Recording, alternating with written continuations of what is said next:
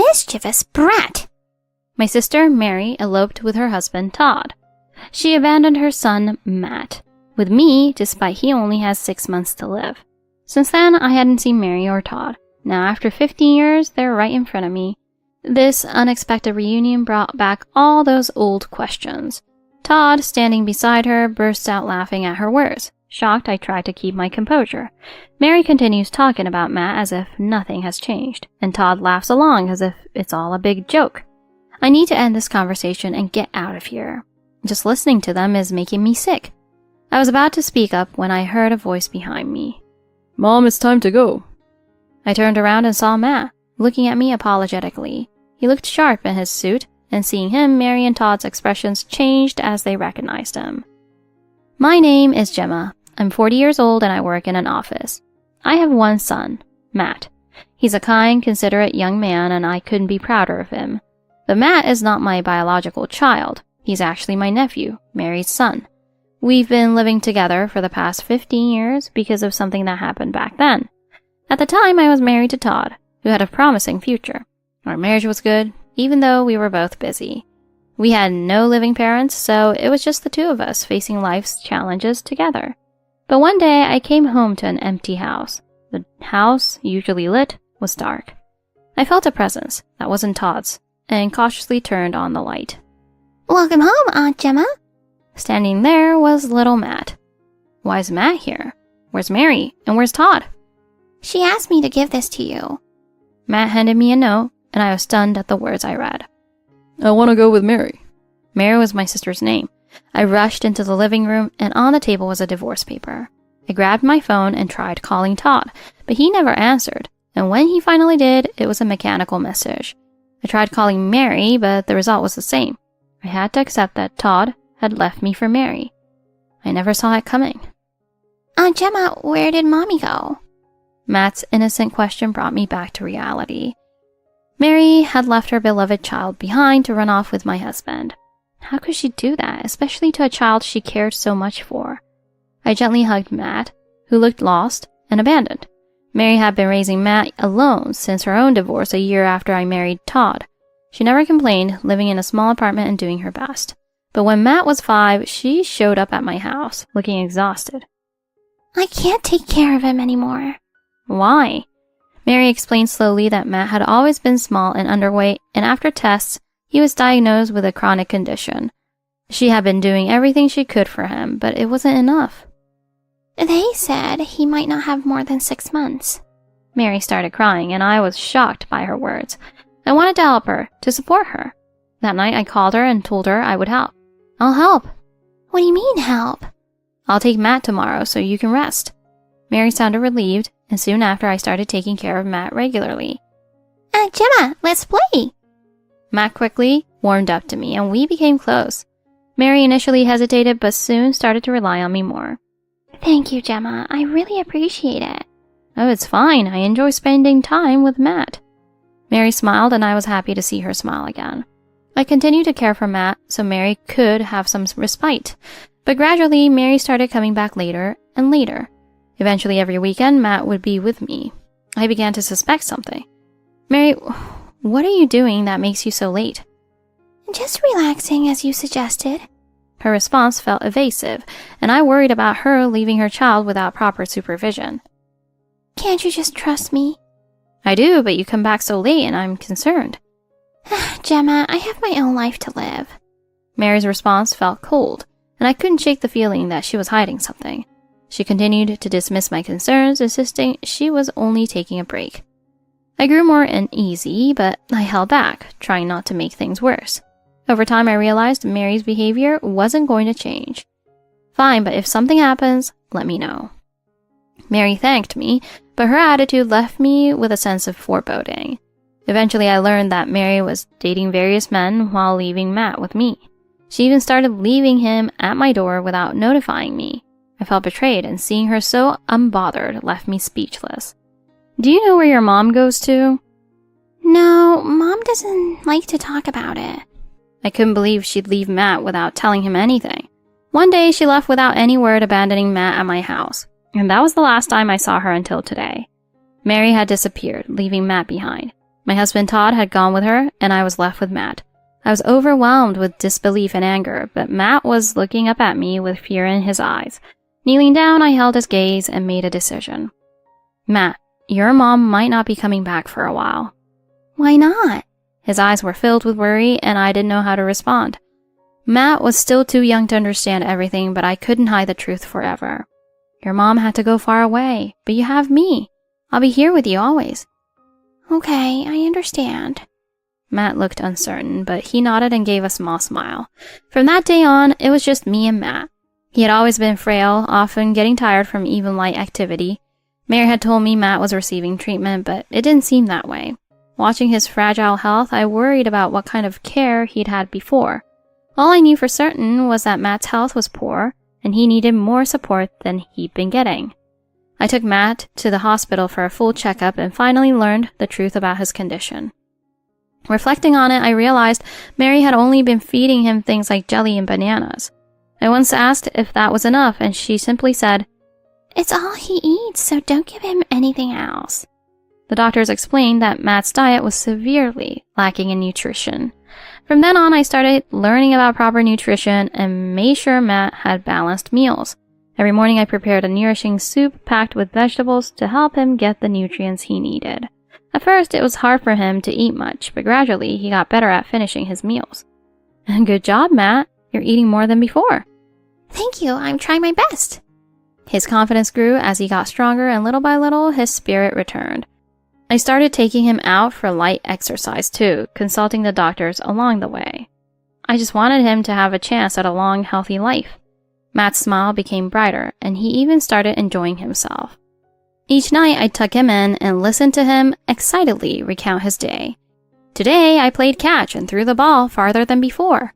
Oh, that's amazing, Matt. You're getting stronger every day. It's all thanks to you, Aunt Gemma. Hearing his gratitude filled my heart with warmth. And though I never showed it, I often held back tears. Day by day, Matt got healthier, and seeing his progress was my greatest joy. I wanted to do everything I could for him to keep him safe and happy for as long as possible. 15 years went by in what felt like a blink. I'd aged, but life with Matt had kept me going. I never remarried after Todd left with Mary, and my life had changed drastically. I sometimes wondered how Mary and Todd were doing, but I didn't really want to see them.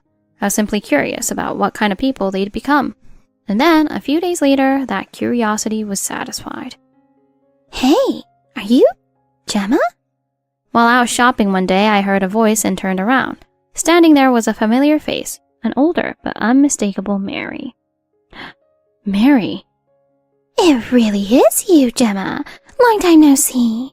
Mary greeted me with a cheerful smile as if nothing had ever happened. I felt a chill run down my spine, remembering everything from that day 15 years ago. Just then, a man walked up to Mary, none other than Todd. Hey, what's going on? Wait, is that Gemma?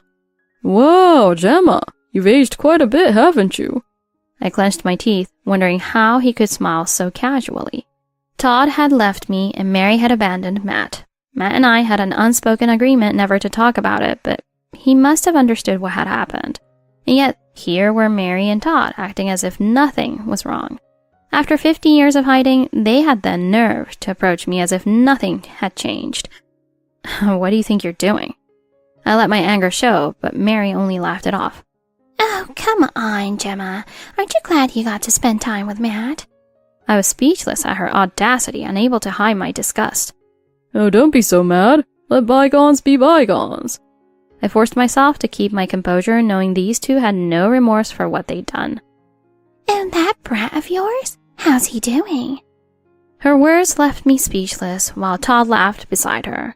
Don't listen to her. Matt's not some dying kid. I looked at them, wondering if they could even be considered human. What, you're still single, Gemma? Did you miss your chance? Well, Mary and I are still madly in love.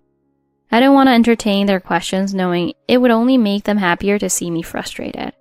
Are you still bitter about being left? You can't even ask for alimony or child support, you know. At that moment, I felt a strange sense of satisfaction that I hadn't let them get a reaction from me. I decided it was time to end the conversation and leave. Well, Mary's kid may have been a failed experiment, but our daughter is perfectly healthy. Daughter. That word struck me, and I turned to him with a question. How old is your daughter now? She just turned 14. She's the cutest thing ever.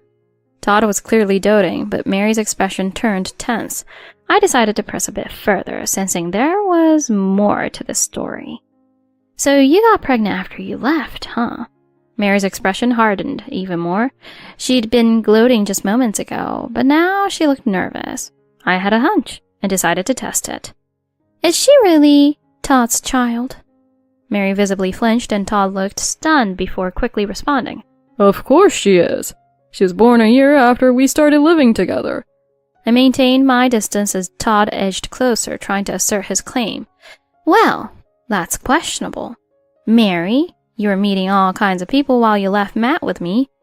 Todd looked shocked as I continued, the truth dawning on him. When I had a detective investigate them after they ran off, I'd learned Mary had been seeing other men on the side.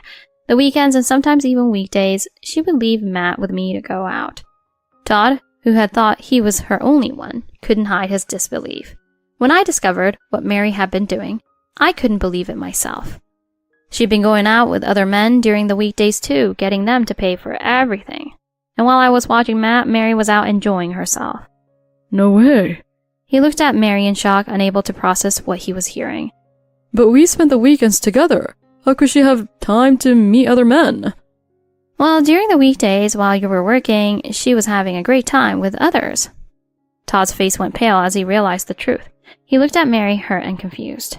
You told me you were exhausted from working for Matt's sake. Mary stayed silent, looking down. Then why did you marry me? Was I just convenient? Mary didn't respond, and it seemed like she was hoping the conversation would just end. Todd was the most financially stable out of all the men, wasn't he? Mary's eyes widened, and she raised her voice in panic. Stop it! Todd looked at her with a mix of anger and disbelief. Is that true? Was I just your ATM? Mary was silent, her face red with embarrassment. I continued, calmly revealing what I had found out from the detective. I have recordings of conversations with your friends where you called Todd your ATM.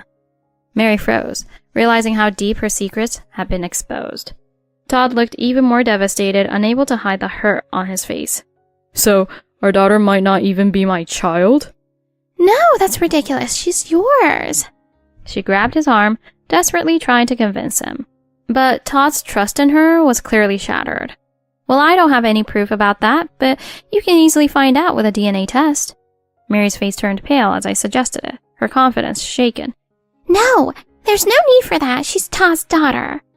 I didn't care about Mary's insistence. I was only here to stand up for Matt, after they'd treated him so cruelly. Whatever you two decide to do is your business, but remember, I've raised Matt with love and care, and that will never change. Mary and Todd looked defeated as I started to turn away. Just then, I heard Matt's voice behind me. Mom, are you ready to go? Oh, I'm so sorry to keep you waiting, Matt. It's okay, let's go. Mary and Todd stared at Matt, unable to recognize the confident young man before them. Wait, is that Matt? Mary pointed, her hands shaking in shock. Matt was dressed sharply in a suit, looking healthy and strong, nothing like the weak child she had abandoned. Yes, this is Matt. He's now 20 and thriving. I remember everything, even though I was young. I know who you two are, my biological mother and her lover.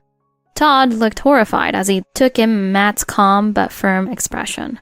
But weren't you supposed to be really sick? I thought you only had 6 months. No, Matt was never sick. That 6-month story was something Mary invented. After Mary left, I had taken Matt to the hospital. The doctors diagnosed him as malnourished due to poor diet, not with any life-threatening illness. There was no illness. He just needed proper food and care. Mary turned bright red with embarrassment as I continued. I tried, but he was such a picky eater. Todd's face showed disgust, realizing how she had neglected Matt's health. Matt eats well now. He's healthy, strong, and even played sports in high school. I'm studying to become a doctor, so other kids don't have to go through what I did. Todd and Mary both gasped at Matt's statement. I had no idea you'd come so far. And there's no need for Mary to insult him anymore, calling him names. Mary looked away, ashamed. If Mary had raised Matt, he'd never have achieved this future. She opened her mouth to say something, but Todd interrupted. I want a divorce. What? Why? No, you can't be serious. Mary clung to his arm, her voice frantic, but Todd's expression remained firm. After learning how you neglected Matt and lied to me, I can't stay with you. Mary's breathing grew ragged as she tried to make excuses. It's all a misunderstanding. Gemma twisted the truth. But you treated me like an ATM, and now I see the truth. Mary tried to deny it, but Todd's distrust was already deeply rooted. I'm done. He turned to me, his face filled with regret. Gemma, I can never make up for what I've done, but I'm truly sorry. He bowed, apologizing, but I felt nothing as I watched him. I'd once felt immense anger and betrayal, but time with Matt had erased those things. I've moved on, Todd. Matt and I have our own lives now. With that, I turned away from them and walked back to Matt. Let's go, Matt. Yeah, let's go. As we turned to leave, Mary's voice called out one last time. Matt, I'm so sorry. I've regretted leaving you all this time. She approached, tears in her eyes, but Matt held his hand up to stop her. Don't. I remember all the times you pushed me out of the house when strange men came over. Mary's face turned pale as he continued, his voice unwavering. And I remember the day you abandoned me. I decided then that I'd never forgive you. You're calling her Mom? Yes, Gemma raised me. She's my real mother. Mary was silent, realizing there was no chance of reconciliation. Don't ever try to see us again. Mary collapsed in tears as Matt and I walked away. Later, I heard that Todd had a DNA test done and confirmed that the daughter wasn't his. He sued Mary for damages, filed for divorce, and left her for good. Mary tried to retaliate, spreading rumors about him, but it only backfired, leading her to lose everything. I eventually blocked Mary's messages. Matt, meanwhile, grew up wonderfully. He got engaged to his girlfriend, and I was so proud of him. We continued living together, cherishing our time as mother and son. On his 20th birthday, I took him out to a nice restaurant. Let's make a toast to adulthood. Cheers. Clinking our glasses, I felt truly happy, knowing I'd made the right choices for Matt. This moment, right here, was everything I had ever wanted.